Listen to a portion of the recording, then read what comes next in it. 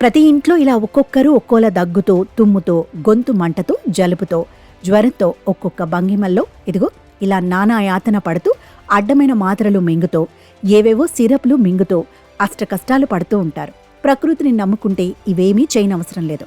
పరిస్థితిని బట్టి ట్రీట్మెంట్ తీసుకోవడం లేదా నివారణ చర్యలు పాటించడం వంటివి చేస్తే వాటి నుంచి బయటపడే అవకాశం ఉంటుంది.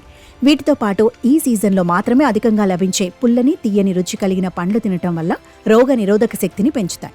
తద్వారా వ్యాధుల ప్రభావాన్ని ఎదుర్కోవచ్చని ఆరోగ్య నిపుణులు చెబుతుంటారు. అవేమిటి, ఎలా పనిచేస్తాయో చూద్దాం.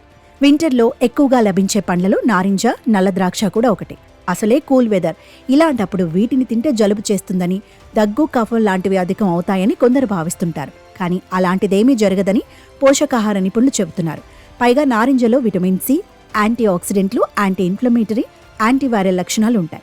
నల్ల ద్రాక్షల్లోనూ ఇవి ఉంటాయి. పైగా వీటిని తింటే ఇమ్యూనిటీ పవర్ పెరిగి జలుబు, గొంతు నొప్పి, కఫం, దగ్గు వంటి సమస్యలను తగ్గించటంలో సహాయపడతాయని ఆరోగ్య నిపుణులు పేర్కొంటున్నారు. అంతేకాకుండా వీటిలోని ఫ్లేవనాయిడ్లు గుండె సంబంధిత వ్యాధుల నుంచి కాపాడతాయి. నారింజలో ఉండే ఫైబర్ కంటెంట్ వల్ల అధిక బరువు తగ్గుతారు. సో చలికాలంలో ఈ పండ్లను తప్పక తినాలని ఆరోగ్య నిపుణులు సూచిస్తున్నారు.